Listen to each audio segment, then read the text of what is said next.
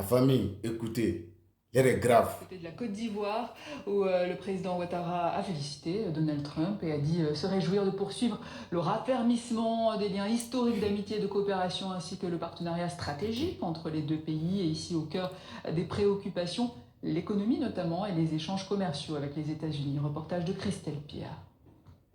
Ce mercredi, l'actualité internationale s'est forcément invitée dans cette rencontre bilatérale entre les chefs de la diplomatie de deux des plus grosses économies de l'Afrique de l'Ouest. S'ils ont évoqué les questions sécuritaires ou encore le corridor entre Lagos et Abidjan, les ministres ivoiriens et nigérians ont aussi commenté la réélection de Donald Trump. Si le peuple américain est content de son élection, nous ne pouvons qu'apprécier cela. Mais nous avons des relations confiantes. Le Nigeria, la Côte d'Ivoire, avec les États-Unis, et je ne pense pas qu'à ce niveau, beaucoup de choses changent. En tout cas, notre souhait, c'est de faire en sorte que ces relations s'intensifient davantage, quel que soit le gouvernement en place à Washington.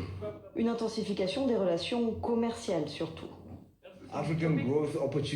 Nous espérons que l'AGOA, l'African Growth and Opportunity Act, va se poursuivre et que l'Afrique de l'Ouest, ainsi que tout le continent africain, va exporter non seulement des produits agricoles et des matières premières, mais aussi des produits finis avec valeur ajoutée, et que davantage d'emplois puissent ainsi être créés sur le continent africain.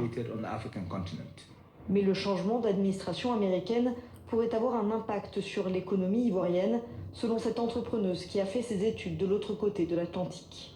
Les États-Unis, c'est un pays qui a quand même des institutions stables et fiables, donc on ne s'attend pas à un grand changement du jour au lendemain, mais on va voir beaucoup moins d'interactions entre les États-Unis et les pays africains, chose qui est très dommage parce qu'on avait une bonne dynamique, parce que il est axé sur c'est les Américains, Make America Great Again, on se concentre sur l'Amérique. Il y a quand même une politique très protectionniste et axée sur les États-Unis, donc on va avoir une réduction en termes d'aide.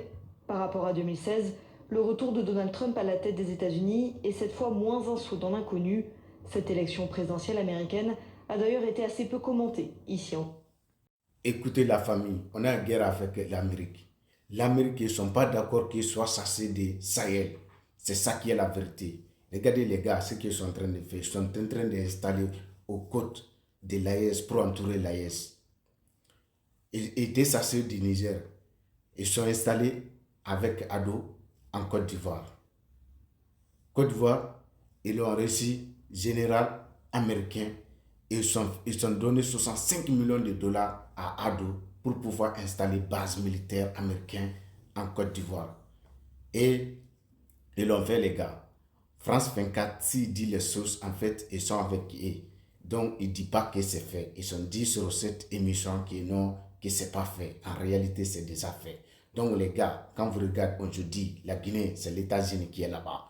Mamadou Doumbouya, c'est les États-Unis qui l'ont installé, Mamadou Doumbouya.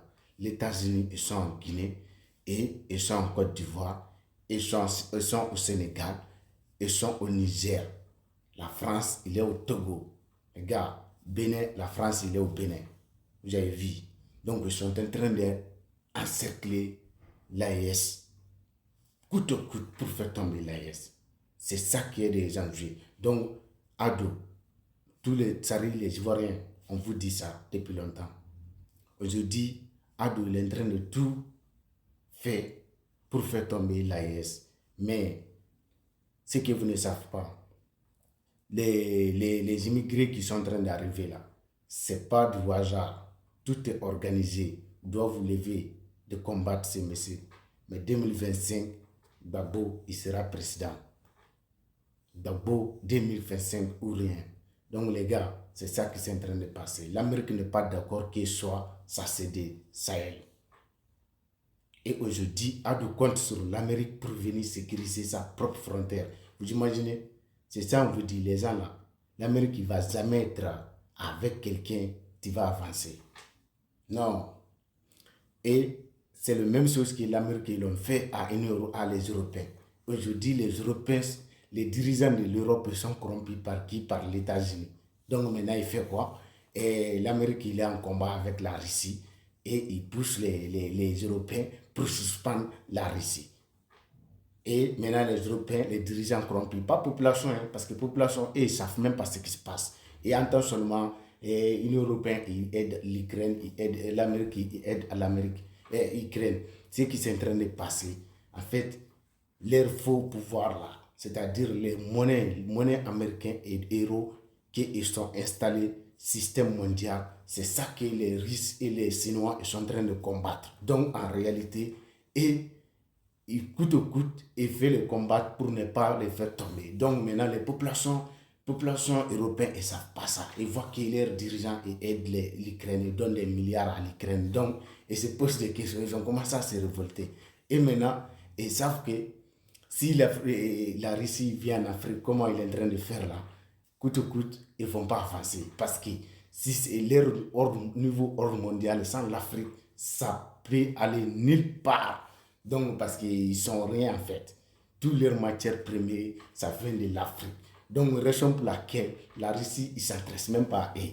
Tout ce qui, c'est-à-dire la Russie s'intéresse à l'Afrique. Fait partenariat et aider l'Afrique à se libérer de domination occidentale. Donc, les gars, c'est ça qui s'est en train de passer. L'Amérique, il fait quoi? Il voit que tous ces petits pions qui étaient en Afrique, la France, l'Allemagne, et tous ces petits missionnaires, ils n'arrivent plus à maintenir la tendance comme il faut. Il fait quoi? L'Amérique même, il descend sur le sang. C'est ça que vous êtes en train de voir. L'Amérique, il est en train de descendre en Afrique. Parce qu'ils savent, maintenant, la France n'est plus bien finir, l'Europe n'est plus bien finir en Afrique. Il fait quoi? C'est eux-mêmes qui descendent. Donc la famille, partagez massivement cette vidéo. C'est ça qui est en train de passer. Donc les Ivoiriens, vous voyez à quel point on ne doit pas soutenir votre président. Comment est-ce que vous avez vu un jour les dirigeants de cette, comment dire, les militaires, les autorités de la Russie, ils sont fait communiquer qu'ils vont donner telle somme de l'argent pour pouvoir aider les pays de l'AES ou bien les pays qui sont en coopération avec en Afrique pour sécuriser leurs frontières. Non, et ils vendent. Et ils sont sur la vérité. Ils ne viennent pas te dire que non, on va t'aider pour te dominer. Non. Et ils sont des armements et viennent et te vendent. C'est tout. Mais depuis la nuit du temps, on a avec l'Occident, on a avec l'Europe, toujours c'est le niveau aide, mais ça ne nous amène nulle part. Donc c'est de ça que nous, on veut changer. Jusqu'à là, Alassane Ouattara, il est attaché sur ces anciens systèmes. Donc, 2025, Gbagbo, président de la Côte d'Ivoire ou rien. La famille, abonnez-vous et partagez cette vidéo massivement. Ado, c'est le plus criminel de l'Afrique aujourd'hui. Le premier ennemi de l'Afrique, c'est Alassane Ouattara. Ce qui est en train de passer, les Ivoiriens, vous devez ouvrir les yeux et regarder Mauritanie, ce que les Arabes sont en train de faire à les Mauritaniens. Ils les ont acceptés petit à petit, travers le commerce. Et aujourd'hui, ils sont installés, ils sont devenus nombreux. Et fait quoi? Ils sont tous salés. Les Mauritaniens, ils n'ont plus même droit de rentrer dans l'armée en Mauritanie aujourd'hui. Et aujourd'hui, on voit que il amène les Libanais, je ne sais pas qui, en tout cas, ce n'est même pas des Libanais. Il amène comment dire, j'ai même oublié le nom, les gars qui font la guerre en Israël là. Il est en train de les amener pour prendre Côte d'Ivoire en otage. Et Sénégal. Donc les gars, ce qui est en train de passer, c'est-à-dire ces remplacements, ils sont en train de remplacer le peuple africain. C'est petit à petit.